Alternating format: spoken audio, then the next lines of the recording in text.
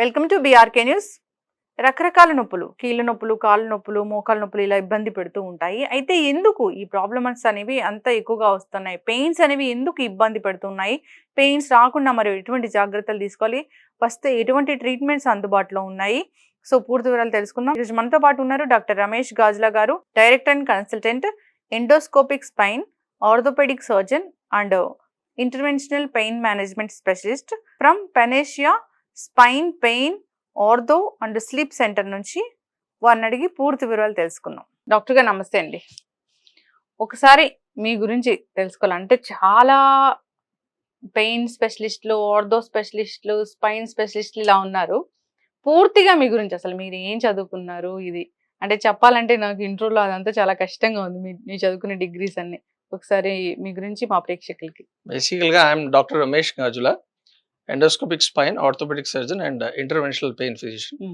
నేను MBBS 90s Kakatiya medical college వరంగల్లో చేశాను. దాని తర్వాత ఎండి అనెస్థీసియా చేశాను. దాని తర్వాత ఫెలో ఇన్ పెయిన్ మెడిసిన్ చేశాను. దాని తర్వాత again I cracked entrance and I got into MS orthopedics also. So after finishing my MS orthopedics, I have done fellowship in minimal invasive spine at Urudul Spine Center, South Korea. So right now I am working as director and consultant at Panesha Spine Pain Ortho and Sleep Center at Uppal Crossroads. Okay. So I am a endoscopic spine surgeon, orthopedic surgeon as well as interventional pain physician. Okay.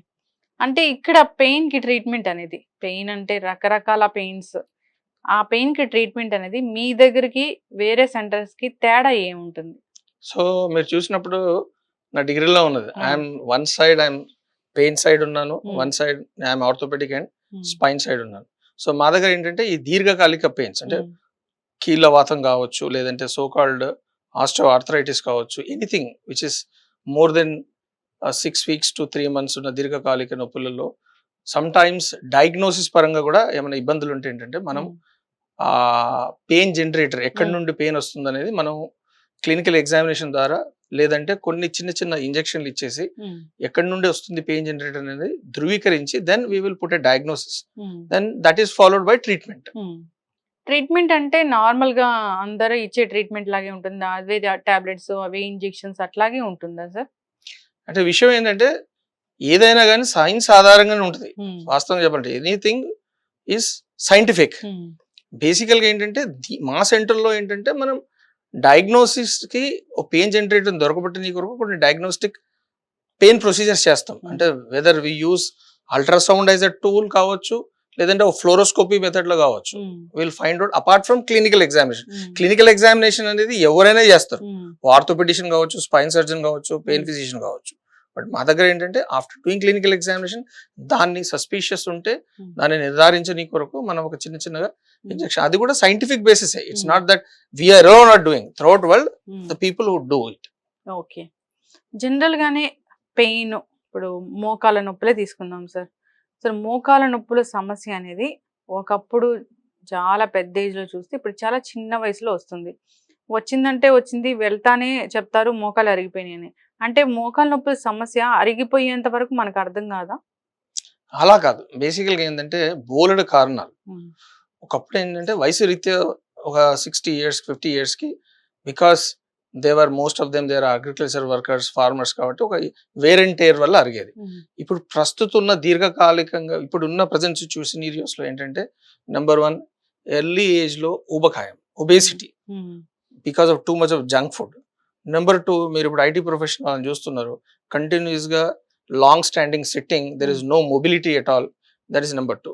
Number 3 ఏంటంటే ఎర్లీగా ఇప్పుడు sports injuries. ఇవాళ రేపు ఏంటి ప్రతి parents మా పిల్లవాడు ఏదో స్పోర్ట్ ఆడాలి, అది ఎంతవరకు ఉపయోగపడుతుందో మనకు తెలియదు, కానీ అగ్రెసివ్గా స్పోర్ట్స్ ఆడడం, స్పోర్ట్స్ రిలేటెడ్ ఇంజురీస్, ఇవన్నిటి వల్ల కూడా ఏంటంటే ముఖాల అరుగుదల అనేది సర్వసాధారణమే. బట్ మనం ఒకప్పుడుతో కంపేర్ చేస్తే ఏంటంటే ఇవన్నీ కూడా different reasons for early age లో చూడ. ఇవే కాకుండా ఏంటంటే కీళ్ళవాతం సంబంధించిన జబ్బులు, కీళ్ళవాతం సంబంధించిన జబ్బులకి, ఆటోఇమ్యూన్ డిసీజ్ కి మనకు ఒక పర్టికులర్ రీజన్ అని చెప్పలేము. ఒక కరోనా వలన, వైరస్ ఇన్ఫెక్షన్ వలన, లేదంటే వాటర్ పొల్యూషన్ వలన, ఎన్విరాన్మెంటల్ పొల్యూషన్ వల్ల అని చెప్పి మన కీళ్ళవాతంకి ఎగ్జాక్ట్ పిన్ పాయింటెడ్ గా మనం ఒక రీజన్ మాత్రం మనం చెప్పలేము. జన్యుపరంగా కూడా కావచ్చు, వి డోంట్ నో. బట్ ఒకసారి కీలవాతం వచ్చిన తర్వాత ఏంటంటే life long they will be crippled with కీలవాతం. సో దానివల్ల compulsory joints one time other time ఏదన్నా లైఫ్ వన్ స్టేజ్ లో అది డ్యామేజ్ కావాల్సిందే. So ultimately they have to come to any orthopedician for some sort of surgical intervention. Sir rheumatoid arthritis అంటామా దాన్ని, అది తగ్గిపోతుందా అసలు? లేదు లేదు. సి మేము చూస్తాం టీవీలలో యాడ్స్ లో దీంట్లో దాంట్లో అలోపతిక్ వాళ్ళు హోమియోపతిక్ వాళ్ళు చెప్తా ఉంటారు విల్ గివ్ పర్మనెంట్ క్యూర్ అని. సైన్స్ నేను ఏదైతే చెప్తున్నానో అంటే ఒక స్టడీస్ పరంగా చూస్తే శాస్త్రీయంగా చూస్తే ఏంటంటే ఒక్కసారి కీలవాతం అది రొమటైడ్ ఆర్థరైటిస్ కావచ్చు, గౌటీ ఆర్థరైటిస్ కావచ్చు, ఎస్సీలీ కావచ్చు, ఎనీథింగ్ ఈ ఆటో ఇమ్యూన్ డిసీజ్ అంటాం మనం. ఎక్కడైతే మన సెల్ఫ్ డిఫెన్స్ మెకానిజం దెబ్బతింటుందో ఆ డిసీజెస్ అనేది పర్మనెంట్. దాంట్లో కొద్దో గొప్ప మెడిసిన్స్ వాడడం వల్ల కంప్లీట్ గా రెమిట్ కావచ్చు, తగ్గిపోవచ్చు, మళ్ళీ 1 or 2 years తర్వాత మళ్ళీ రిలాప్స్ కావచ్చు. అంతేగాని there is nothing like permanent cure. అది అలా చెప్పడం అనేది అతిశయోక్తి, exaggerations. I have seen in so many ads and here and there, but that will never happen. So ultimately వాళ్ళు రెగ్యులర్ గా కొద్దో గొప్ప ఈ సో కాల్డ్ యోగా చేసుకోవడము, డైట్ పరంగా కొన్ని రిస్ట్రిక్షన్స్ పెట్టుకోవడము, ఖచ్చితంగా వాళ్ళు రొమటాలజిస్ట్ దగ్గరికి లేదంటే ఆర్థోపెడిషియన్ దగ్గరికి రెగ్యులర్ గా ఎవ్రీ మంత్ వాళ్ళు అటెండెన్స్ ఇవ్వాలి, ఆ మెడిసిన్స్ ఉంటాయి వాడాలి. లక్షణాలు తగ్గితే డోస్ కూడా తగ్గించడం జరుగుతుంది. సమ్ టైమ్స్ కంప్లీట్ గా రెమెడీ అయితే బంద్ చేస్తారు, మళ్ళీ ఒక 1-2 years లో కూడా మళ్ళీ వస్తే మళ్ళీ they have to start using the medications. There is no stop for that. So అయితే జనరల్ గా ఇంకా అది అలా మనం మెయింటైన్ చేస్తూ వెళ్లాల్సిందే. 100%. ఎస్ సార్, ఇప్పుడు మీ దగ్గరికి ఎవరైనా ఒక బ్యాక్ పెయిన్ పేషెంటే వచ్చారనుకోండి, అసలు ఆయనకి డయాగ్నోసిస్ అనేది ఎలా ఉంటుంది? సో ఈ బ్యాక్ పెయిన్ సమస్య అనేది ఎందుకు వస్తుంది, రాకుండా జాగ్రత్తలు ఏముంటాయి, ట్రీట్మెంట్ అంటే ఎలా ఉంటుంది? సో బేసికల్ గా మా దగ్గరికి ఏం కాదు, ఎనీ స్పైన్ ఆర్థోపెడిక్ సర్జన్ దగ్గరికి వెళ్ళినా, ఒక న్యూరో సర్జన్ దగ్గరికి వెళ్ళినా కానీ ఒక బ్యాక్ పెయిన్ కి బోలెడు కారణాలు ఉంటాయి. బ్యాక్ పెయిన్ అనగానే అందరూ దే జంప్ ఇంటూ డిస్క్ షాటికా అని అందరు జంప్ చేస్తూ ఉంటారు. వాస్తవంగా చెప్పాలంటే కొద్ది గొప్ప వెనకాల ఉన్న కండరాలు పట్టేయచ్చు. ఈవెన్ మనకి కడుపులో related issues, some acid peptic disease వల్ల కావచ్చు, దేనివల్ల కూడా, లేదంటే ఫీమేల్స్ అనుకోండి గైనిక్ రిలేటెడ్ ఇష్యూస్ వల్ల కూడా బ్యాక్ పెయిన్ రావచ్చు. సో డెఫినెట్ గా ఎనీ పేషెంట్ వచ్చినప్పుడు ఏంటంటే మేము హిస్టరీ, క్లినికల్ ఎగ్జామినేషన్ చేయడం జరుగుతుంది, కొంచెం హిస్టరీ అడగడం జరుగుతుంది. నడుము నొప్పి ఏ టైంలో వస్తుందా, రాత్రి వేళ వస్తుందా, పగలు వస్తుందా, కూర్చుంటే వస్తుందా, నడుస్తే వస్తుందా. So there are certain clinical history అది తీసుకోవడము, క్లినికల్ ఎగ్జామినేషన్ చేసినప్పుడు మనకి తెలుస్తుంది దేనివల్ల వస్తుంది. So most of the times 80% of the times non specific mechanical back pain ఉంటుంది. దానిలో కొద్దో గొప్ప ఒక 5-10 days కొద్దిగా medicines, muscle relaxants, painkillers అయ్యి వాడితే సరిపోతుంది. బట్ సమ్ టైమ్స్ ఏంటంటే పేషెంట్ కి నడు నొప్పే కాకుండా కాళ్ళలో తిమ్మిలు రావడం, ముద్దు బారడము, మలమూత్ర విసర్జనలో ఏదో తేడా రావడం, లేదా సెక్స్ యాక్టివిటీలు కూడా ఏదో చేంజ్ రావడం, ఇవన్నీ జరిగినప్పుడు 100% క్లినికల్ కూడా నిర్ధారించడం జరుగుతుంది. ప్లస్ దాన్ని ఉద్దేశంలో పెట్టుకొని మేము ఎంఆర్ఐ కూడా తీయించడం జరుగుతుంది. సో ఇన్ కేస్ మనకి నడుములో మనం ఇక్కడ చూసినట్టయితే ఏంటంటే మనకి నడుముకు సంబంధించి 5 వెన్నుపూస ఎముకలు ఉంటాయి, L1, L2, L3, L4, L5. ఇది S1. యూజువల్ గా ఏంటంటే ఎక్కువ మూవ్మెంట్ జరిగేది L4, L5, L5, S1 లో. సో దాంట్లో ఈ ఎముకకి మధ్యలో ఉన్న ఈ రబ్బర్ టైర్ ఏదైతే ఉందో అదొక కుషన్ లాగా వర్క్ చేస్తుంది. మనం ఎక్కువ ఫార్వర్డ్ బెండింగ్ లేదంటే ట్రావెల్ చేయడం, weight lifting, wear and tear వల్ల కూడా సమ్ టైమ్స్ సడన్ గా ఇది రప్చర్ అయిపోయి మనకి ఈ విధంగా జెల్ బయటికి లీక్ కావచ్చు.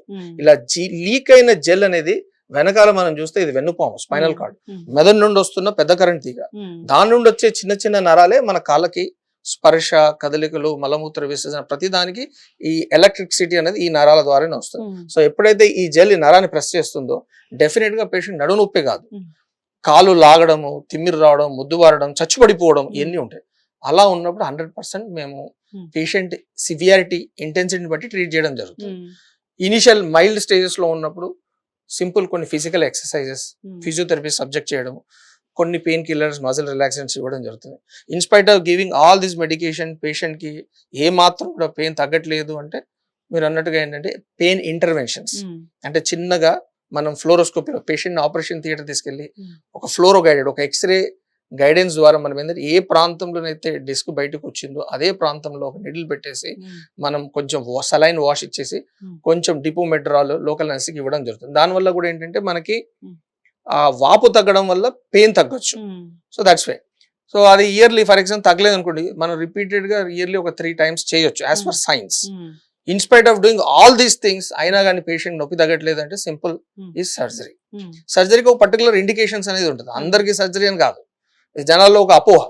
సో ఎవరైతే కాళ్ళలో స్పర్శ తగ్గిందో, లేదంటే ఎవరైతే నడకలో తేడా వస్తుంది, వీక్నెస్ ఉంది, నడవలేకపోతున్నారు, మలమూత్ర విసర్జన తేడా వచ్చింది అంటే 100% they are the cases indicated for surgery. ఇంకా ఒక అడుగు ముందటి కేసు ఏంటంటే pain in spite of doing all these things pain తగ్గట్లేదంటే they are subject for surgery. సర్జరీలో కూడా ఏంటంటే మనకి 2 విధాలు, ఒకటి ఓపెన్ సర్జరీ, ఒక పెద్ద కోత. సో ఇంకో విధానం ఏంటంటే మైక్రోస్కోపిక్ డిస్కెక్టమీ, ఇంకా లేటెస్ట్ గా మాట్లాడాలంటే ఎండోస్కోపిక్ డిస్కెక్టమీ. సో ఇవి 3 విధానాలు ఉన్నాయి అన్నమాట. ఎండోస్కోపీ అంటే ఎట్లా చేస్తారు దాన్ని? ఇప్పుడు మనం ఓపెన్ సర్జరీలో ఏంటి, అందరు భయపడేది ఏంటి, స్పైన్ సర్జరీ అనగానే అందరికి ఒక అపోహ ఏంటంటే కాళ్ళు చచ్చిపడిపోతే సర్జరీ చేసుకుంటే చాలా కష్టం అని అంటారు. కానీ అది ఎంతవరకు కూడా దాంట్లో నిజం అనేది లేదు. ఎందుకంటే ఒకప్పుడు కంపేర్ చేస్తే లేటెస్ట్ టెక్నాలజీ అంతా కూడా బిల్డప్ అయిపోయింది. సో ఆ కాళ్ళు చచ్చిపోవడం అనేది ఓపెన్ సర్జరీలో కూడా జరగదు, ఈవెన్ ఎండోస్కోపీ విధానంలో కూడా జరగదు. ఓపెన్ సర్జరీలో ఏంటి, ఒక పెద్ద కోత ఉంటది. సో మనం వాడే పరికరాలు పనిముట్లు లోపలికి వెళ్ళడం కష్టం కాబట్టి కొద్దో గొప్ప ఈ వెనకాల ఉన్న బోన్ తీయడం జరుగుతుంది. అవసరం వస్తే ఒక 4 స్క్రూస్ వేసి అడ్డంగా రాడ్లు వేసి ఫిట్ చేసి చేయాల్సిన సర్జరీ. అదే మైక్రోస్కోపిక్ డిస్కెక్టమీ ఏంటంటే ఒక మైక్రోస్కోప్ లో చూసుకుంటూ చేస్తాం. ఎండోస్కోపీ అనేది ఇది ఒక లేటెస్ట్ చేంజ్ అనుకోవచ్చు, it's a game changer in spine surgery అనుకోవచ్చు. దాంట్లో ఏంటంటే మీరు చూసినట్టయితే you can see this is working channel endoscope అంటాం. హార్డ్లీ లెస్ దెన్ 6 mm, ఓ సెంటీమీటర్ కన్నా చాలా చిన్న పరికరం. సో దీన్ని మనం ఒక చిన్న కోత, ఒక చిన్న ఘాటు, హార్డ్లీ ఒక సింగిల్ స్టిచ్ వేస్తాం. సో లోకల్ మత్తు ఇచ్చేసి ఏ ప్రాంతంలో చేస్తున్నాం ఆ ప్రాంతంలో లోకల్ మత్తు ఇచ్చేసి ఈ ఎండోస్కోపీని దూర్ చేసి ఈ ఎండోస్కోపీకి వెనకాల ఉన్న ఈ రంధ్రం ద్వారా పనిముట్లను పంపించేసి, ఇప్పుడు ఫర్ ఎగ్జాంపుల్ ఇక్కడ మీరు చూసినట్లయితే ఇక్కడ డిస్క్ బయటకు వచ్చి ఉంది కదా, this way somewhere here. So ఇక్కడ మనం స్కోప్ ఉంచేసి ఈ ప్రాంతం నుండి మనం ఈ జెల్ అనేది తీయడం జరుగుతుంది. సో ఈ డిస్కే కాదు, ఈవెన్ ఎక్స్టెండెడ్ ఇండికేషన్స్ ఇనిషియల్ గా ఒక 6 years బ్యాక్ స్టార్ట్ అయినప్పుడు ఓన్లీ నడుముకే చేసేవాళ్ళం. ఇప్పుడు ఈ ఎండోస్కోపీ ద్వారా మనం ఏంటంటే ఈవెన్ మెడకు సంబంధించిన వెన్నుపూసకు సంబంధించిన ప్రాబ్లమ్స్, లేదంటే ఛాతీకి సంబంధించిన పక్కటెముకలకు సంబంధించిన అక్కడ ఉన్న స్పైన్ రిలేటెడ్ ఇష్యూస్ అయినా కానీ we're doing through the endoscopy. Immediate recovery అంటే దాంట్లో ఒక చిన్న కోత, కండరాలని ఎక్కువ చీల్చడం అనేది ఉండదు, బ్లడ్ లాస్ అనేది ఉండదు, బ్లోన్ లాస్ ఉండదు, మనకి మ్యాగ్నిఫికేషన్ అంటే ఒక చీమ కూడా ఏనంత పెద్దగా కనబడడం, దానివల్ల ఏంటంటే ఏమి మనం లాగుతున్నాం ఏమి తీస్తున్నాం అనేది కూడా మనకు ఒక మ్యాగ్నిఫికేషన్ కనబడుతుంది, ప్లస్ ఇల్యూమినేషన్ లైట్ అనేది కూడా ఉంటది. కాబట్టి బ్రహ్మాండంగా అసలు మనకి కాళ్ళు పడిపోవడం అనేది జరగదు. I'm telling you over confidently. So that will never happen with the endoscopy. అదనమాట. చాలా చక్కగా చెప్పారు ఇప్పుడు వచ్చిన టెక్నాలజీ గురించి. అయితే అసలు దానికి ఏదైనా సర్జరీ చేపియాలన్నా, దానికి ఏదైనా ఇంజెక్షన్ చేస్తున్నారన్నా కానీ భయం వేస్తూ ఉంటుంది. అందువల్లనే మందులు లేని ఉపశమనాలు ఉన్నాయి, మందులు వాడకుండానే నొప్పులు తగ్గుతాయి అంటే అటువైపు మొగ్గు చూపుతూ ఉంటారు. అసలు అలాంటి వాటికి వెళ్ళొచ్చా? అంటే బేసికల్ గా ఏమైతుంది అంటే నేను ఇంతకుముందు చెప్పాను కదా, ఈ డిస్క్ షాటికాకి సంబంధించి ఒక గ్రేడింగ్ అనేది ఉంటుంది. స్టార్టింగ్ స్టేజెస్ లో ఈ చుట్టూ నేను ఏదైతే రబ్బర్ టైర్ మాదిరిగా ఉండి మధ్యలో జెల్ ఉందని చెప్పాను, ఆ రబ్బర్ టైర్ లో చిన్న చిన్న చీలికలు వాస్తే మీరు ఏ ట్రీట్మెంట్ చేసుకున్నా చేసుకోపోయినా ఒక 6 weeks తర్వాత body itself will heal. So అది తెలుసో తెలియకో కొంతమంది కైరోప్రాక్టర్ దగ్గరికి, కొంతమంది అకుపంచర్ అని, కొంతమంది కప్పింగ్ అని వెళ్తారు. సో వాళ్ళు వెళ్ళినా వెళ్ళకపోయినా ఎర్లీ స్టేజెస్ లో తగ్గుతుంది 100%. సో వాళ్ళు ఏం చేస్తారు, వాళ్ళకి తెలిసిన రిలేటివ్స్ కి వాళ్ళకి వీళ్ళకి చెప్తారు పలానా చోటుకి వెళ్ళండి బాగా పనిచేస్తుంది. But that does not apply for all the stages. So we have seen many cases. కొన్ని కాళ్ళు చచ్చిపడిపోయిన స్టేజ్ లో వస్తారు, మేము చెప్తాం మీరు సర్జరీ చేసుకోకపోతే 100% మీరు క్రిపుల్ అవుతారు, బెడ్ రిటర్న్ అవుతారని చెప్తాం. అయినా కానీ వాళ్ళు వినరు. వినకుంటే ఏం చేస్తారు, ఓ పలానా పుల్లయ్య ఎల్లయ్య దగ్గరికి వెళ్తారు, అలా ఒక 1 year నెట్కెళ్తారు. ఆ పాటికి ఏం పెడతారు, వాళ్ళు మంచానికి వెళ్తారు. అప్పుడు వాళ్ళు మా దగ్గరకు వస్తారు సర్జరీ చేయమని. అప్పుడు సర్జరీ చేసినా no one will give you guarantee. ఒక్కసారి నరం చచ్చిపోయిందంటే చచ్చిపోయినట్టు. One thing you have to believe is spine surgery in safe hands ఈ సేఫ్ సర్జరీ అంతే. If you believe that then definitely it is going to give good results. Sir అట్లా fluid అనేది బయటకు వచ్చాకే నొప్పి తెలుస్తుందా, లేదంటే ముందుగానే ఏదైనా ప్రీ సిమ్టమ్స్ ఉంటాయా? జనరల్ గా ఏమవుతుందంటే మనకు ముందు కూడా సడన్ గా వాళ్ళకి నడు నొప్పి రావడము, కూర్చున్నప్పుడు ఎక్కువసేపు కూర్చున్నారు అనుకోండి నడు నొప్పి వస్తుంది. కొంతమందిలో సివియారిటీ పెరిగినప్పుడు ఏంటంటే నిలబడినా కానీ నొప్పి వస్తుంది, పడుకుంటే పెయిన్ అనేది రిలీవ్ అవుతుంది. సింపుల్ లక్షణం. అంటే ఇది డిస్క్ రిలేటెడ్ బ్యాక్ పెయిన్ నేను చెప్పేది. అదే కీలవాతం సంబంధించిన బ్యాక్ పెయిన్ వేరే విధంగా ఉంటుంది. నైట్ లో వాళ్ళు ఎర్లీ మార్నింగ్ లేచేటప్పుడు విపరీతమైన నొప్పి రావడం, పని చేస్తుంటే నొప్పి తగ్గిపోవడం. సో ఇవన్నీ కూడా ఏంటంటే ఒక స్పైన్ సర్జన్ దగ్గరికి వెళ్తే వాళ్ళు నిర్ధారించేస్తారు ఇది కీలవాతం వల్ల వస్తుందా, లేదంటే డిస్క్ రిలేటెడ్ వల్ల వస్తుందా, లేదంటే ఎముక మీదకి ఎముక జారడం వల్ల వస్తుందా అనేది కూడా వాళ్ళు 100% చెప్పగలుగుతారు. సో దాన్ని ఉద్దేశించి మనం ట్రీట్మెంట్ చేయడం అనేది జరుగుతుంది. This is all scientific. So but Indian సినిమాలో ఏంటంటే everyone wants some magic, they don't want to listen to the logic. ఇది ఏదైతే తగ్గాలనేది అప్పటికప్పుడు రిలీఫ్ అనేది కోరుకుంటారు. అది ఇప్పుడు ఏదైనా పెయిన్ వచ్చినా గానీ ఒక మందు వేసుకొని దాన్ని అలా కొన్నాళ్ళ పాటు దాన్ని అలా పొడిగిస్తూ వస్తారు. ఇది సివియర్ అవుతుంది ఈ పెయిన్ అనేది ఎట్లా తెలుస్తుంది సార్? అసలు ఎన్నాళ్ళు ఆగకుండా పెయిన్ వస్తుంది, ఖచ్చితంగా బాగా అవుతుంది, క్రానిక్ అవుతుంది అనేది తెలుస్తుంది అసలు ఏ పెయిన్ అయినా సరే?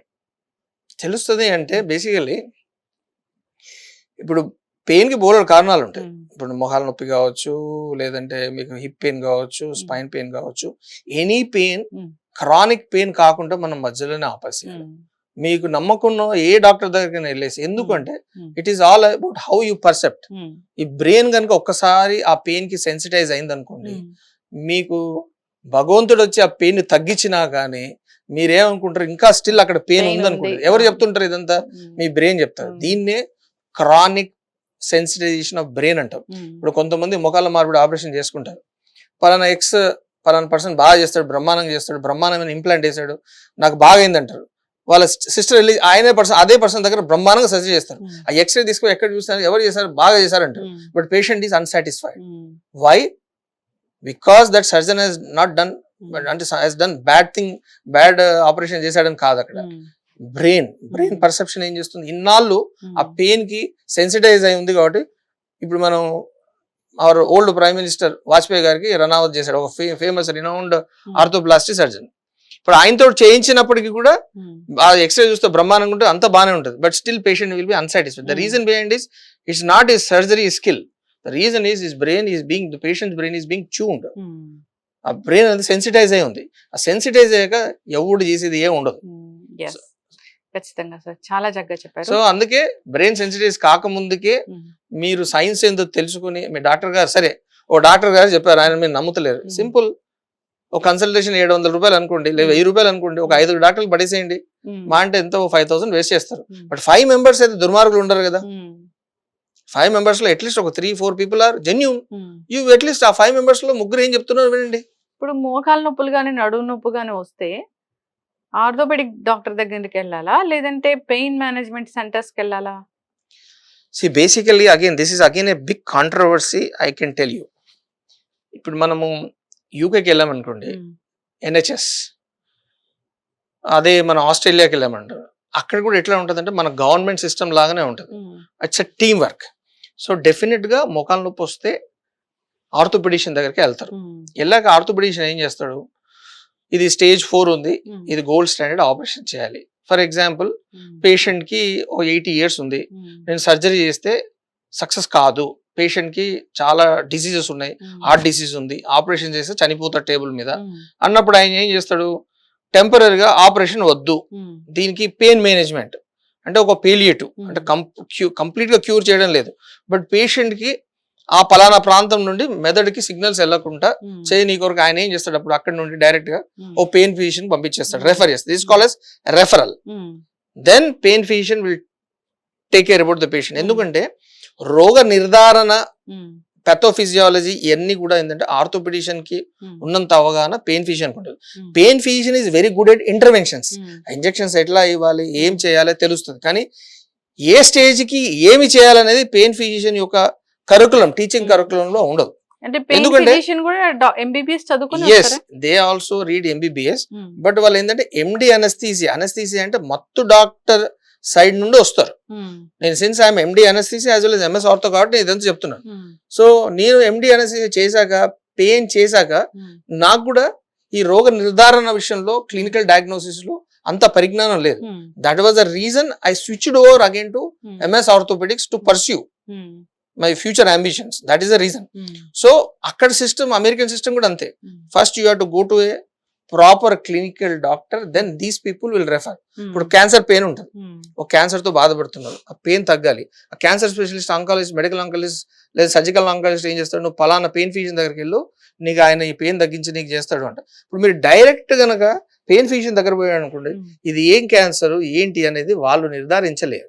ఎందుకంటే వాళ్ళ కరికులం, ఆ ఎండి కరికులంలో ఓన్లీ మత్తు పరంగా ఎలా మత్తు ఇవ్వాలి, ఏ నరాన్ని ఏం బ్లాక్ చేస్తే పెయిన్ తగ్గుతుంది అనేది మాత్రమే ఉంటుంది. ఈ క్లినికల్ డయాగ్నోసిస్ కానీ, ఎక్స్రే ఎలా రీడ్ చేయాలి, ఎంఆర్ఐ ఎలా రీడ్ చేయాలి అనేది ఉండదు. This is fact. So but Indian సినీరోకి వచ్చే వరకు ఏంటంటే, like you don't have a multi disciplinary team work లాగా ఒక దగ్గర ఉండి చేసే సిస్టమ్ కాదు. ఇది పెయిన్ మేనేజ్మెంట్ అంటే మేనేజ్ చేస్తూ ఉండడమేనా? ఇంకా పెయిన్ మేనేజ్మెంట్ అంటే ఏం చేస్తారు, ఇప్పుడు ఈ దీర్ఘకాలిక నొప్పులకి ఏదైతే సర్జికల్ ఇండికేషన్ లేదో అలా అని చెప్పి మేము కంటిన్యూస్ గా ఈ పెయిన్ కిల్లర్స్ ఇచ్చి బొంబాట్ చేయలేము. ఎందుకంటే పెయిన్ కిల్లర్స్ వాడితే కూడా ఏంటంటే వాటి వల్ల కూడా కొన్ని side effects. So ulcer form కావచ్చు, లేదంటే కిడ్నీలు చిన్నగా అయిపోయి కిడ్నీలు ఖరాబ్ కావచ్చు, సో దానివల్ల వాళ్ళకి కిడ్నీ ఫెయిల్యూర్ కావచ్చు. So lot of side effects. అట్లని చెప్పి మనం దీర్ఘకాలికంగా లాంగ్ టర్మ్ లో మనము ఈ NSAIDs ఇవ్వలేము మనం ఆ patients. So if you do some intervention at least 6 months లేదా 1 year వాళ్ళు పెయిన్ ఫ్రీ ఉంటారు. ఖచ్చితంగా సార్, చాలా చక్కగా చెప్పారు. అయితే డాక్టర్ గారు, కరోనాకు ముందు మీ దగ్గరికి ఎలాంటి పేషెంట్స్ వచ్చేవాళ్ళు, తర్వాత ఎలాంటి పేషెంట్స్ వస్తున్నారు? సో ఎందుకు కోవిడ్ తర్వాత పెయిన్స్ అనేవి ఎక్కువయ్యాయి? It's a good question. నేను ఇంతకుముందు చెప్పాను కదా, ఒక 10-15 minutes before. So after corona ఏమైందంటే, ఇప్పుడు కరోనా అనేది ఒక ఫారెన్ మెటీరియల్. మీరు అడిగారే కీళ్ళవాతం జబ్బులు ఎలా వస్తున్నాయని, ఇట్స్ అ ఫారెన్ మెటీరియల్. మన ఫారెన్ మెటీరియల్ ఇప్పుడు మన లైన్ ఆఫ్ కంట్రోల్లో ఏ పాకిస్తాన్ నుండి ఇంటర్వ్యూ అవుతుంటే మన మిలిటరీ ఏం చేస్తుంది, కాల్చి పడేస్తారు. సో సేమ్ విధంగా కరోనా మన బాడీలో రావడం వల్ల ఏంటంటే కొన్ని ఇమ్యూన్ సెల్స్ అనేది మల్టిప్లై అయిపోయి ఆ కరోనానే చంపడం కాదు, సెల్ఫ్ మన ఓన్ కణాలను కూడా చంపడం మొదలు. దాన్నే అటో ఇమ్యూన్ డిసీజ్ అంటాం మనం. దట్ ఈస్ కాల్డ్ అటో ఇమ్యూన్ డిసీజ్. అంటే సెల్ఫ్ మన మిలిటరీ మననే కాల్చడం, it's something like that. So దానివల్ల ఏంటంటే ద లాట్ ఆఫ్ డిసీజెస్ అనేది పుట్టుకొని రావడం జరిగింది. నెంబర్ 1 ఏంటంటే కీళ్ళవాతం జబ్బులు అనేది పెరిగిపోయాయి, వాస్తవంగా చెప్పాలంటే చాలా పెరిగిపోయాయి. అదే కాకుండా ఏంటంటే హిప్ జాయింట్ లో కూడా ఇప్పుడు కొత్తగా avascular necrosis of femoral head, femur head అనేది కొత్తగా మేము చూస్తున్నాం. నడవలేకపోతున్నాం. ఒక 10 members చెప్పారు డాక్టర్ గారు, నాకు ఏవియన్ నెక్రోసిస్ అని చెప్పారు, ఇదంతా కాళ్ళు లాగిపోతా ఉంది, అసలు తగ్గట్లేదు. మేము MBBS చదివిన 90s లో హార్డ్లీ సంవత్సరానికి మా అంటే ఒక 10 కేసులు చూసేవాళ్ళం. ఇప్పుడు ఎవ్రీ డే 2 నుండి 3 కేసులు చూస్తాం. Pure reason is corona. ఒకప్పుడు ఏంటంటే కారణాలు ఏం చెప్పేవాళ్ళంటే, ఎక్కువ కొలెస్ట్రాల్ ఫుడ్ తీసుకోవడం, మందు తాగడం, ధూమపానం, మద్యపానం, కొలెస్ట్రాల్, లేదంటే కొన్ని ఈ రక్త కణాలకు సంబంధించిన సికిల్ సెల్ డిసీజ్ అయ్యి అని చెప్పేవాళ్ళు. కానీ ఇప్పుడు మాత్రం 100% ఏంటంటే ఈ బాల్ ఏదైతే ఉంటుందో మనకి తొంటి హిప్ జాయింట్ దగ్గర ఏదైతే బాల్ ఉంటుందో దానికి వెళ్లాల్సిన రక్త ప్రసరణ అనేది బ్లాక్ కావడం వల్ల వస్తున్నది ఇది. ఇట్స్ నథింగ్ బట్ ఆ బాల్ అనేది డెడ్ అయిపోవడం. సో దాన్ని ఏవియన్ హిప్ అంటారు. సో దాంట్లో కూడా ఒక 3-4 స్టేజెస్ ఉంటాయి. ఆ స్టేజెస్ ఆధారంగా మనం సర్జరీయా లేదంటే మెడికేషన్సా లేదంటే హోల్ చేయడమా అనేది డిసైడ్ చేస్తాం. చాలా మంది చెప్తారు ఆ బ్లాక్ ఏదైతే ఉందో దాన్ని ఆక్యుపంక్చర్ చేయించుకుంటే తొందర తగ్గిపోతుంది అని. Again it's a controversy. యాక్చువల్గా చెప్పాలంటే ఎక్కడ కూడా శాస్త్రీయతంగా అట్లా బ్లాక్ అక్యుపంక్చర్ చేస్తే లేదంటే ఏదో PRP చేస్తే పని చేయడం అనేది జరగదు. వాస్తవంగా చెప్పాలంటే ఎర్లీ డయాగ్నోసిస్, మనకి ఎర్లీగా తెలిస్తే రక్త ప్రసరణ పెంచని కొరకు కొన్ని యాంటీ కొలెస్ట్రాల్ డ్రగ్స్, స్టాటిన్స్ అంటాం, అవి ఇస్తాము. రక్తం పలుచుపడే గోళీలు ఇకోస్ప్రిన్ పెడతాము. కొంచెం బోన్ స్ట్రెంత్ పెంచనీకి కొన్ని బిస్ఫాస్ఫోనేట్స్ టాబ్లెట్స్ పెడతాము. ప్లస్ వీలైతే ఏంటంటే ఎక్కడైతే బోన్ చచ్చుపడిపోయిందో దాన్ని మనం MRI ద్వారా ధృవీకరించడం జరుగుతుంది. ఎక్స్రేలో కూడా ఎర్లీగా తెలియదు, MRIలో కూడా ఫస్ట్ స్టేజ్ అనేది మనకు తెలియదు జనరల్ గా. సో మనకు తెలిసిన వాట్ ఎవర్ స్టేజ్ లో మనం వచ్చినప్పుడు ఏం చేస్తామంటే ఆ చచ్చిపడిపోయిన బోన్ ఏదైతే హార్డ్ గా తయారవుతుందో దానికి ఏం చేస్తాం, మనం గోడలకి ఎలా అయితే చిల్లు వేస్తామో అలానే ఇక్కడ కూడా ఏంటంటే మనం ఒక చిన్నగా డ్రిల్ చేసేస్తాం. డ్రిల్ చేస్తే ఏంటంటే ఫర్ ఎగ్జాంపుల్ మనకు 1 side చెరువు ఉంది, మనకి ఇటు సైడ్ పొలం ఉంది. సో మన పొలానికి వాటర్ రావాలని చిన్న చేస్తాం కదా, కాలువ తవ్వుతాం కదా. అదే విధంగా ఏంటంటే మనం ఒక డ్రిల్ చేయడం వల్ల రక్త ప్రసరణ ఇంప్రూవ్ అయ్యి బాల్ మొత్తం అరిగిపోకుండా ఉంటది అని అదొక కాన్సెప్ట్. సో ఇది ఇవాళ కాదు, లాస్ట్ 20-30 years నుండి వీ బీన్ డూయింగ్. అలా చేసినప్పటికీ కూడా ఇది ఒక గిన్నె బంతి లాగుంటది joint.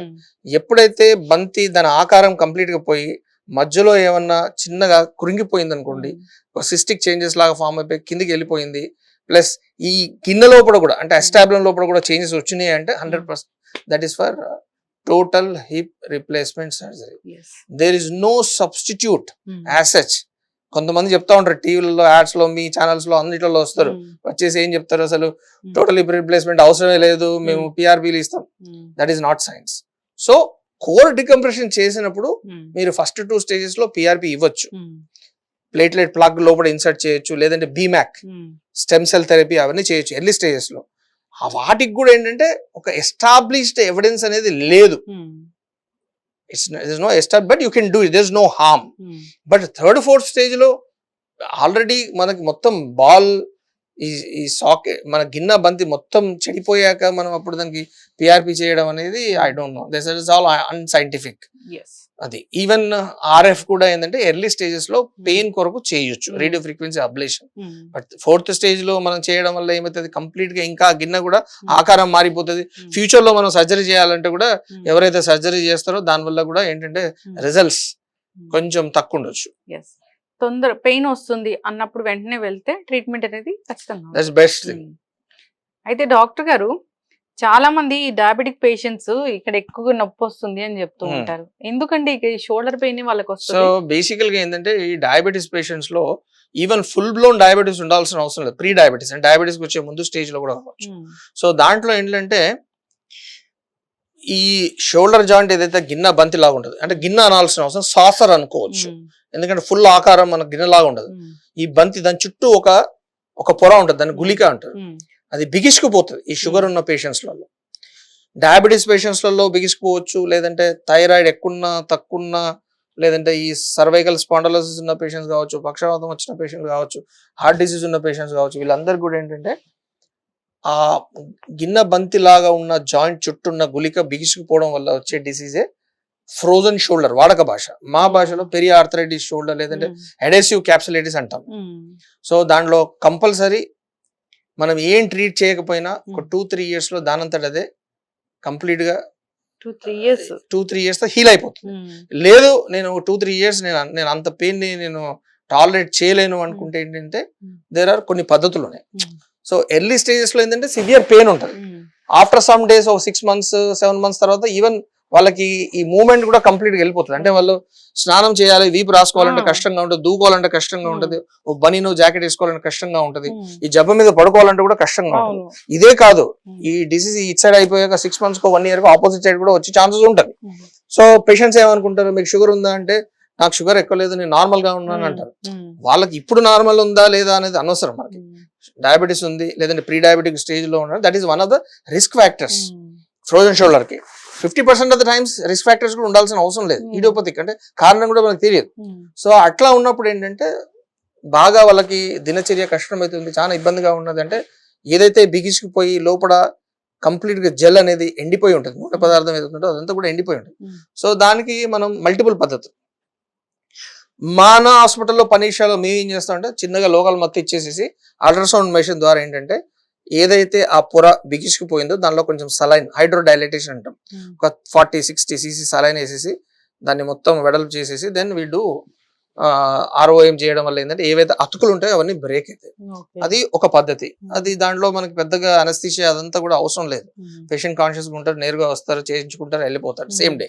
The other wise general anaesthesia పెద్ద మత్తు ఇచ్చేసి కంప్లీట్ గా రింగా రోజు లాగా తిప్పేయడం అంతే.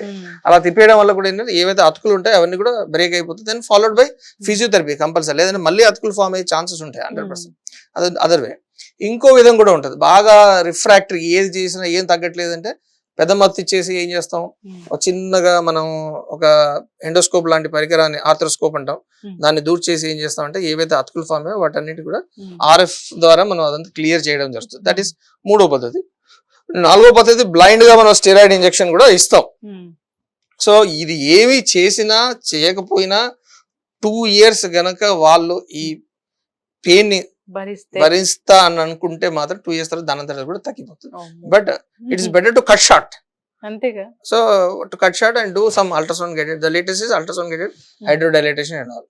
ఇప్పుడు మీరు ఇచ్చే ఆ స్టెరాయిడ్స్ కానీ ఇప్పుడు మోకాలలో పెట్టే అది సైనోవిల్ ఫ్లూయిడ్ పోతే ఏదో ఇంజెక్షన్లు చేస్తారు కదా అవి కానీ అవి ఫారెన్ మెటీరియల్ లాగే పనిచేస్తాయా?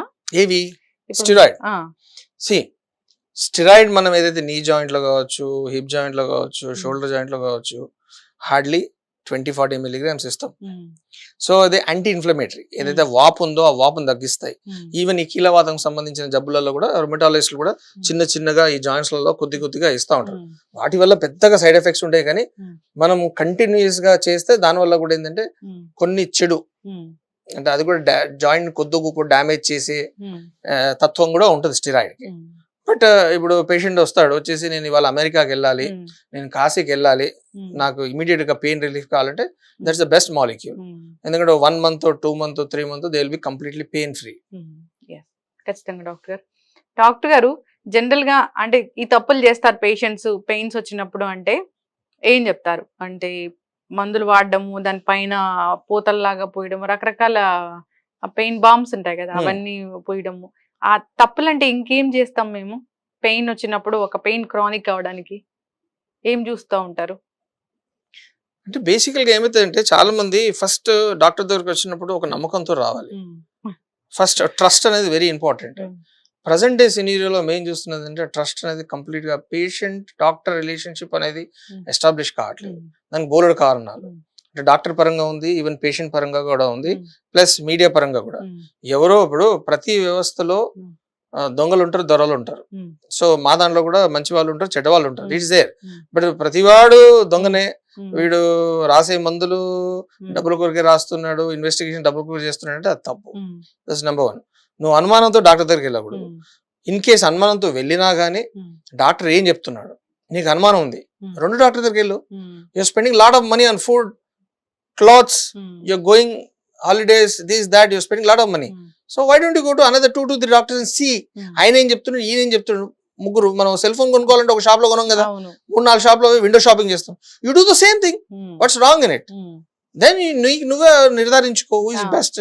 అంటే ఈ పెయిన్ క్రానిక్ అవడానికి మేము ఏం తప్పులు చేసి వస్తాం మీ దగ్గరికి? పెయిన్ క్రానిక్ కావడానికి కారణం ఏంటంటే ఇప్పుడు ఫర్ ఎగ్జాంపుల్ గౌటీ ఆర్థరైటిస్ ఉంది. మేము చెప్తాం పేషెంట్ కి, అయ్యా నాయన నువ్వు chicken, mutton, fish, cool drinks, sweet, alcohol తాగకూడదు అని చెప్తాం. మేము సైన్స్ చెప్పగలుగుతాం కొద్ది గొప్ప, కొన్ని వీడియోస్ చెప్తాం, పలానా వీడియోలో చూడండి అని చెప్తాం.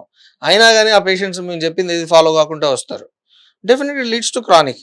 సెకండ్ పాయింట్, టైం కి టాబ్లెట్స్ వేసుకోవాలని చెప్తాం, అది వేసుకోరు. కొన్ని చిట్కాలు చెప్తాం, అవి ఫాలో గారు. So definitely has to suffer. ఇప్పుడు గౌటీ ఆర్థరైటిస్ అంటే అది జన్యుపరంగా వస్తుందా?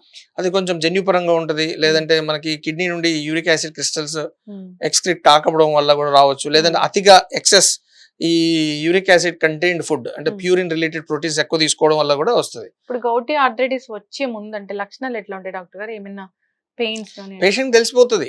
అంటే ఆ రోజు చికెన్ తింటాడు, మటన్ తింటాడు, బాగా బూస్ట్ చేస్తాడు, మందు తాగుతాడు బాగా, నెక్స్ట్ డే మార్నింగ్ కొంచెం స్టిఫ్నెస్ అనిపిస్తుంది కాళ్ళల్లో, జాయింట్స్ లలో, వాళ్ళకి తెలిసిపోతుంది ఆ విషయం. చాలా సీరియస్ అవుతుందా అది? అంటే అది ట్రీట్ చేయకపోతే చాలా సీరియస్. అంటే ఇవన్నీ కూడా ఎలా ఉంటాయంటే ఆ చిన్న చిన్న క్రిస్టల్స్ ఏవైతే చిన్నపాటి నీడిల్స్ లాగా ఉంటాయి, అవన్నీ కూడా జాయింట్ లో జమ అయ్యాక అవి మళ్ళీ ఉల్టా మన బ్లడ్ లో కలిసి మళ్ళీ మలమూత్ర విసర్జన ద్వారా బయటికి వెళ్ళడం అనేది అంత ఈజీ థింగ్ కాదు. ఒకసారి జమ అయిందంటే వెనక్కి రావడం అనేది అంత ఈజీ కాదు. సో వాళ్ళు లాంగ్ టర్మ్ గా వాళ్ళు బంద్ చేసి సో బ్లడ్ కాన్సన్ట్రేషన్ బాగా తగ్గించిన రోజు రోగం అనేది కొద్దిగా గొప్ప.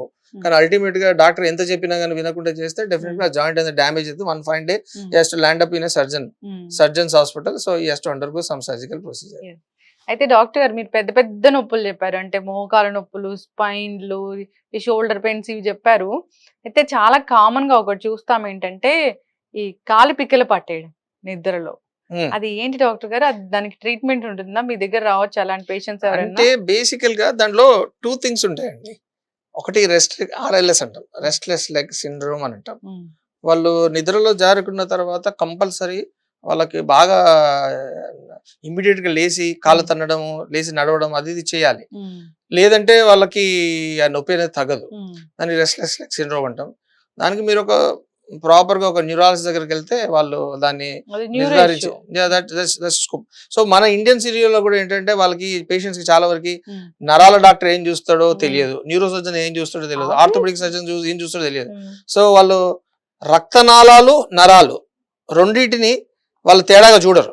అంటే బ్లడ్ వెజల్స్ ని కూడా నరాలు అనుకుంటారు. అవును, నరానికి ఇంజెక్షన్ ఇచ్చారంటాం మేము. ఇప్పుడు న్యూరాలజిస్టులు ఏం చేస్తారు, బేసికల్ వాళ్ళు చూసాల్సిన పక్షవాతము, memory loss, Alzheimer's disease, fits, దానికి సంబంధించిన విషయాలు. వాళ్ళు కొంతమంది డాక్టర్స్ దగ్గర వాళ్ళ దగ్గరికి ఈవెన్ ఈ డిస్క్ షయాటికా సంబంధించిన వాటికి కూడా వాళ్ళ దగ్గరికి కూడా వెళ్తా ఉంటారు. So they do lot of ఈ మిస్కన్సెప్షన్ వల్ల అక్కడ వెళ్తా ఉంటారు. అది విషయం. మజిల్ క్రాంప్స్ కి అయితే సో మజిల్ క్రాంప్స్ కి బోలెడు కారణాలు ఉంటాయి. సో ఒక్క కారణం అనేది కాదు, రక్తనాళాల్లో ఏమైనా బ్లడ్ క్లాట్ అవుతుందా, అది అన్ని చెక్ చేయాల్సి వస్తుంది. Multiple reasons. ఓ B12 డెఫిషియన్సీ వల్ల కావచ్చు, లేదంటే రక్తనాళాలు ఏమైనా మన రక్తనాళాలు ఏమైనా బ్లాక్ కావడం వల్ల కావచ్చు, లేదంటే మనం సో కాల్డ్ అన్నట్టుగా ఏమైనా కీలవాతం సంబంధించిన జబ్బు కావచ్చు, లేదంటే సమ్ టైమ్స్ ఈ పెద్ద నరం ఏదైతే వెన్నుపాము స్పైనల్ కార్డ్ వస్తుందో అదొక సొరంగ మార్గంలో వస్తూ ఉంటది. ఆ మార్గంలో వస్తున్న ఆ డైమెన్షన్స్ తగ్గినప్పుడు దాని స్పైనల్ కెనాల్ స్టెనోసిస్ అంటాం. సో వాళ్ళకి ఎంత అంటే ఆ ఒక రంధ్రం యొక్క డైమెన్షన్స్ తగ్గడం వల్ల నరాన్ని పట్టేయడం వల్ల ఏమవుతుంది అంటే దానికి సంబంధించిన నరాలు ఏవైతే కాళ్ళకి సప్లై చేస్తో వాళ్ళు నిద్రలో కూడా నేరుగా పడుకున్నప్పుడు వాళ్ళకి సమ్ డిస్కంఫర్ట్ అదంతా ఉంటుంది. So we have to evaluate what is the cause అనేది. అట్లా ఖచ్చితంగా డాక్టర్ గారు చాలా చక్కటి విషయాలు చెప్పారండి. పెయిన్స్ గురించి, అసలు పెయిన్స్ అనేవి ఎందుకు వస్తున్నాయి, జాగ్రత్తలు అంటే ఏంటి, అంటే జాగ్రత్తలు అంటే నిజంగానే ఈ పెయిన్ నాకు రాకూడదు అంటే ఏమైనా నిజంగానే జాగ్రత్తలు అంటే ఉంటాయి డాక్టర్ గారు, ప్రికాషన్స్ ఉంటాయి? సో ప్రికాషన్స్ అంటే ఏజ్ రిలేటెడ్ థింగ్స్. ఇప్పుడు మనం అట్లా అని చెప్పి ఓవర్గా ట్రీట్ కూడా చేసుకోవాల్సిన అవసరం లేదు. డెఫినెట్ గా పెయిన్ ఈజ్ ఎ ప్రొటెక్షన్. మనకు పెయిన్ వస్తుంది అంటే కంపల్సరీ బాడీ సిగ్నల్స్ ఇస్తుంది. మనం నెగ్లెక్ట్ చేయకుండా దానికి సంబంధించిన డాక్టర్ దగ్గరికి వెళ్ళి చూపించుకోవడం అనేది మంచిది అనేది నా ఉద్దేశం. చాలా చక్కటి ఇన్ఫర్మేషన్ డాక్టర్ గారు. పెయిన్స్ వస్తున్నాయి, అప్పుడప్పుడే స్టార్ట్ అయ్యాయి, లేదా ఏదైనా పెయిన్ ఇబ్బంది పెడుతూ ఉందంటే ఒక మాత్ర వేసుకోను, లేదంటే ఒక బాంబ్ రాసుకో, ఓవర్ ద టాప్ ఇప్పుడు ఓవర్ ద కౌంటర్ మెడిసిన్స్ ఇస్తా ఉంటారు మీరు ఫార్మసీస్ దగ్గరికి వెళ్తే. సో అలా వాడడం అనేది that's not good. What I mean to say, ఇప్పుడు యంగ్ ఏజ్ లో పెయిన్ వస్తుంది అంటే బోలెడు కారణాలు ఉంటాయి. మనకి హిస్టరీ ఆఫ్ ట్రామా అంటే ఏం పడలేదు, ఏం లేదు, వస్తున్నాయి. ఎందుకు వస్తున్నాయి? Definitely you have to go to a clinician, then you will find out why it is coming. ఏమైనా క్యాన్సర్ రిలేటెడ్, ఇప్పుడు ఓల్డ్ ఏజ్ ఉన్నది, ఓల్డ్ ఏజ్ లో బాడీ పెయిన్స్ వస్తున్నాయి అంటే అప్పుడప్పుడు ఎముకలలో సాంద్రత లేకపోవడం వల్ల, అంటే ఆస్టియోపోరోసిస్, సో బోన్స్ అన్ని కూడా మెత్తబడిపోవడం వల్ల. ఎందుకు అంటే మీకు తెలిసిన విషయమే, ఆడవాళ్ళలో ఆఫ్టర్ 45 years తర్వాత వాళ్ళకి ఈ గర్భాశయం అండాశయం ఫంక్షన్ మెనోపాజ్ వచ్చాక ఈస్ట్రోజన్ హార్మోన్ తగ్గుముఖం పట్టడం వల్ల బోన్ లో అంత సాంద్రత స్ట్రెంత్ అనేది ఉండదు. మగవాళ్ళు కూడా అంతే 55-60 years వచ్చాక. సో డెఫినెట్ గా వాళ్ళకి అన్ని బోన్ పెయిన్స్ రావడం అన్నీ ఉంటాయి. అట్లా ఉన్నప్పుడు మనం దగ్గర ఉన్న ఒక ఆర్థోపెడిషన్ దగ్గరికి వెళ్తే ఆయన సింపుల్ గా ఒక డెక్సా స్కాన్, బోన్ స్కాన్ చేస్తే తెలిసిపోతుంది. So then they will tell some nutrition supplements, అంటే కాల్షియం రిచ్ ఫుడ్ లైక్ పొనగంటి కూర, మెంతుకూర, తోటకూర, మునగాకు, రాగి, లేదంటే మిల్క్ అండ్ మిల్క్ ప్రొడక్ట్స్ ఏ వాళ్ళు చెప్తారు. అంత కూడా కావట్లేదు, ఈ చాలా సివియర్ గా ఉంది అంటే డెఫినెట్ గా some calcium supplements, vitamin D తగ్గకుండా వైటమిన్ డి ఇంజెక్షన్ టాబ్లెట్స్, ఇంకా లేదు ఇంకా సివియర్ గా ఉంది అంటే కొన్ని కొత్తగా ఇప్పుడు ఇంజెక్షన్స్ కూడా వచ్చాయి. అంటే ఎవ్రీడే తీసుకున్న ఇంజెక్షన్, 6 నెలలకు తీసుకున్న ఇంజెక్షన్ అలా కూడా వచ్చాయి మార్కెట్ లో. సో అవి ఇస్తాం బోన్ డెన్సిటీ కోసం, బోన్ డెన్సిటీ కొరకు. ఎందుకంటే ఆ ఏజ్ లో ఏజ్ ఆఫ్ 50-60 years లో వాళ్ళకి డెఫినెట్ గా సమ్ అమౌంట్ ఆఫ్ స్పాండలోసిస్ ఉండడం, యూరియల్ చక్కెర వచ్చి కింద బాత్రూమ్ లో చిన్నగా జారిపడడం వల్ల కూడా వాళ్ళకి మణికట్టు, తొంటి ఎముక, సోకాల్డ్ స్పైన్, వెన్నుపూస ఎముక కూడా ఫ్రాక్చర్ అయ్యే ఛాన్స్ ఉంది. ఆస్టోపోరోటిక్ ఫ్రాక్చర్స్ అంటాం. సో అలా కాకుండా మనం ముందే ప్రివెంట్ చేసుకోవచ్చు. 50-60 years అప్పుడు మనం ఒక ఆర్థోపెడిషన్ దగ్గరికి వెళ్ళేసి అడిగితే వాళ్ళే డెక్సా స్కాన్ చేస్తారు, చేసేసి చెప్తారు సో ఇన్సో ప్రాబ్లం ఉంది, మీరు ఇలా తీసుకోవాలి. అంటే 40 ఏళ్ల తర్వాత ఎవరైనా చేయించుకో, 45 years తర్వాత డెఫినెట్ గా ఇట్స్ బెటర్ అట్లా అన్నమాట. స్కాన్ చేయించుకుంటే తెలుస్తుంది, దాన్ని బట్టి మనం ఒక ఇంజెక్షన్ చేయించుకుంటే పోయేదేముంది. అట్లా హెల్దీ ఫుడ్ తీసుకోవాలి. That is very very important. The problem is ఇప్పుడు we are losing our own identity. Cultural గా మనం ఎంత సుపీరియర్ అయినా ఇప్పుడు మనం బాగా వెస్టర్నైజేషన్ అవుతున్నాం బికాస్ ఆఫ్ గ్లోబలైజేషన్. అంతా ఈ జంక్ ఫుడ్, చెత్త చెదారం అంతా తీసుకొస్తున్నాం ఇంటికి. This is called as all inflammatory food అంటాం. మీరు బేకరీ ఐటమ్ ఏదైనా తీసుకోండి, మైదా పిండి, కేక్ కావచ్చు, పేస్ట్రీ కావచ్చు, ఈ పిజ్జాలు, బర్గర్లు, దిస్ ఇస్ ఆల్ చెత్త, garbage.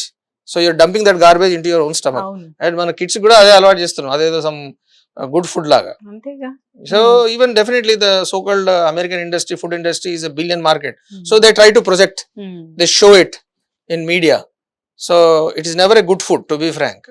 So nowadays, you know, the concept of Mediterranean food అని వస్తుంది, యాంటీ ఇన్ఫ్లమేటరీ ఫుడ్. అంటే దాంట్లో ఎక్కువ ఏంటంటే no processed meat, no processed fish, no processed chicken, the cola drinks avoid, alcohol avoid, take good amount of green leafy vegetables.